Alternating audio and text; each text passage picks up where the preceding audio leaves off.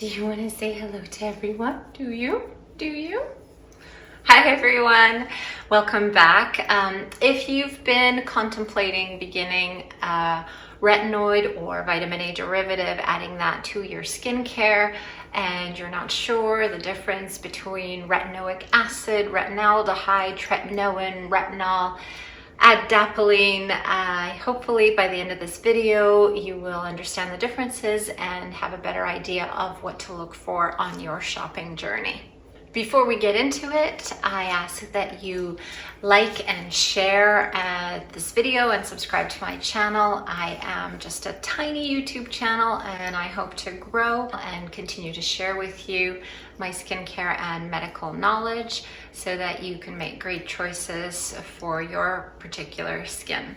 Okay, so starting off, most people use a broad term like retinol or retinoid to talk about the broad range of products under the vitamin A derivative umbrella.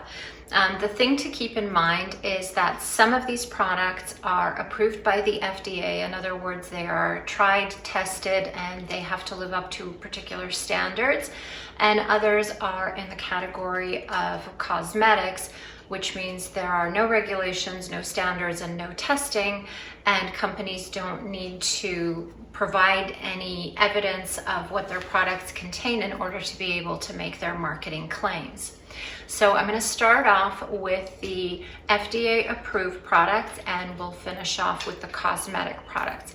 The vitamin A derivative that has the largest amount of research and years of study behind it is in fact retinoic acid, also known as tretinoin. This is a prescription medication which comes in various concentrations of 0.025%. Some countries offer 0.04%. It also comes in 0.05%. It has been proven over and over again to help with diminishing fine lines and wrinkles, increasing collagen synthesis, and improvement of skin tone and texture, and improvement in solar lentigines or brown sunspots that you get on your face. This is also the most irritating product, and people who start to use it go through a period of retinization, in other words, acclimating the skin to the product. Usually when this product is first started, the skin tends to get more dry, more red, more sensitive, irritated. But if incorporated into the skincare routine slowly, over time you can build up to regular use and you can bump up the strength. However, research does not suggest that the higher the strength, the better the results. So if you start on a 0.025% and it works for you and you don't get irritation, you have no problem with it, there's no reason to change it and move up to a 0.05. You can just stay at the lower concentration strength. The only really main difference between the higher concentrations and the lower ones is the speed with which you see the change. So it's a long haul kind of a product. You won't see a change, a positive change in the first few weeks. Rather, you'll see the irritation and the redness and the retinization process happening in your skin. But over years, you will actually see 5 years later, you are 5 years older and your skin has less lines. So that's sort of, it's a long-term medication. So the higher strengths tend to show results a little sooner than the lower strengths.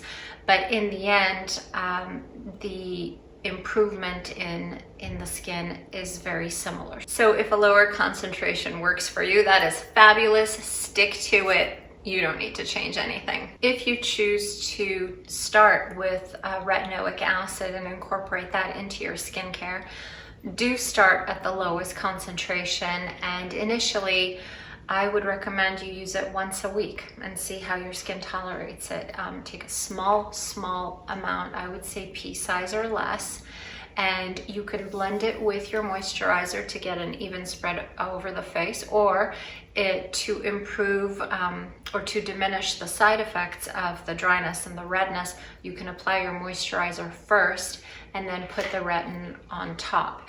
You want to avoid the eye areas, you want to avoid the mouth, the corners of the mouth, as well as the nose, because those areas will concentrate more product and be even more irritated and itchy and uncomfortable. Now, all that only lasts a few days, but nevertheless, no one really wants a downtime with their skin. Another part of the retinization process is peeling, which is not enjoyable if you've constantly got little flakes of skin coming off of your face. But again, if you hydrate the skin enough and if you go slowly, usually you can get yourself to more frequent regular use, whether it be 3 times a week or every other night or even every night, whatever your skin tolerates.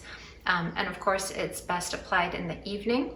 Another thing to think about once you've decided you want to start with retinoic acid or tretinoin is what kind of a vehicle or what kind of a suspension this compound comes in. So there are gels and there are creams and there are lotions.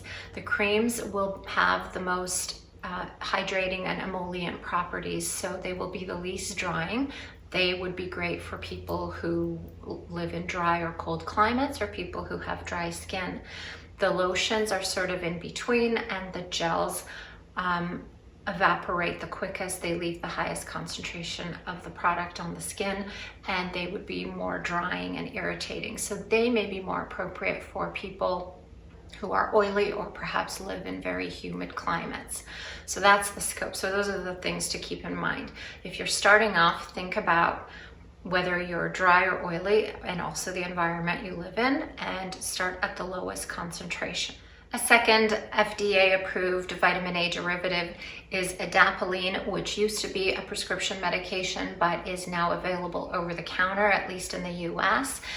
The brand is usually called Differin. Another brand that makes adapalene is La Roche-Posay in their Effaclar line, and this is a naphthalene derivative of vitamin A, and it is the active form, so it doesn't need to go through any processes to become the active ingredient. It is the active ingredient. It binds the retinoic acid receptors, and it has usually been used for acne, but there are research studies out there that are showing that even though the main purpose of this medication was to target acne, people who use it actually do have improvement in their sun damage, solar lentigines, and also in their fine lines and wrinkles. So that is another option which you can get over the counter, but it is FDA approved. So it has been studied, it has been regulated, and you know what you're getting. Moving on to the cosmetic category of vitamin A derivatives, we have retinaldehyde and retinol. Retinaldehyde is our next vitamin A derivative, and while it is a cosmeceutical, there is a wealth of information and studies suggesting that it has anti-aging properties. And the way this molecule works is the retinaldehyde needs to be oxidized by the keratinocytes in our skin in order to be active. But in addition to that, those keratinocytes have to be at a specific stage of their development in order to be able to oxidize the retinaldehyde. So in a way, it's the body's natural slow release system. So once you put the product on your face, then your skin has to go through certain steps in order to make the product active. And because of this, this is a very gentle product. So it's actually safe to use around the eyes. It's safe to use on the neck for those who have a sensitive neck. And it can even be used in patients with rosacea. In patients with rosacea though, again, because of the sensitivity of the skin, you want to start with just a little bit once a week, and then once you realize that your skin tolerates it fine, you can build up to twice a week and very, very, very slowly increase the dosing and the frequency of use. But this product is probably the only one I would recommend for patients with rosacea. It is obviously over the counter. Aven makes a very good product. It's called, I forgot what it's called. Retinoid 0.1 intensive. And again, that's safe to use on sensitive skin around the eyes, and you can use it on your neck if your neck is sensitive. And last but not least, we have our huge umbrella of retinol. This is a cosmeceutical, so there is no regulation, no standard that companies have to meet in order to be able to market the retinol. They can make any kinds of claims. They don't need to stabilize the product. They don't need to prove anything. So retinol is a really big hit or miss. This product requires 2 steps. It has to undergo 2 steps in order to become the active form that will bind the receptors in your skin. Retinol needs to be stabilized in its packaging. So because it needs to be stabilized, because it needs to undergo 2 steps in order to become active in the skin, it's very difficult to know that you're actually getting a product that's doing anything for your skin. So you have to be very careful, because if you buy a retinol and you don't have the retinization process, no irritation, no redness, no peeling, and it's fabulous because you have no side effects, you've got to wonder though if it's actually working and doing anything, because it may just be doing nothing. So if you do decide to use a retinol, that is totally fine, but just be very, very careful how you go about choosing what you buy. So what I would recommend is either stick to a company that is medical grade but high quality, and not the kind of companies that call themselves medical grade for marketing purposes. And in that line, I would include Zeo Skin Health, I would include Skin Better Science, I would include Elastin, Skin Medica, and SkinCeuticals. Those are the top 5 that come to my mind. If you choose a product that is less expensive, a drugstore product, I think the retinol quality will likely be the same. So it's perfectly good idea to use a drugstore brand.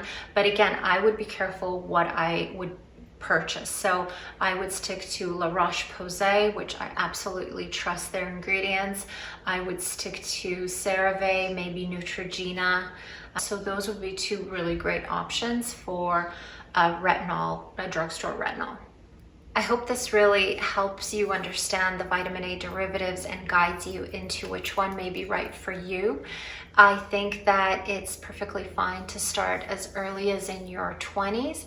You may want to start with a much more gentle vitamin A derivative like retinaldehyde in your 20s, and then as you age, you may want to start using products that are more FDA approved, have more research behind them, and are just known to work and demonstrate anti-aging properties. So if you have any questions or comments regarding the vitamin A derivatives, please feel free to leave them down below, and I will see you in the next video. Bye guys. Photobomb.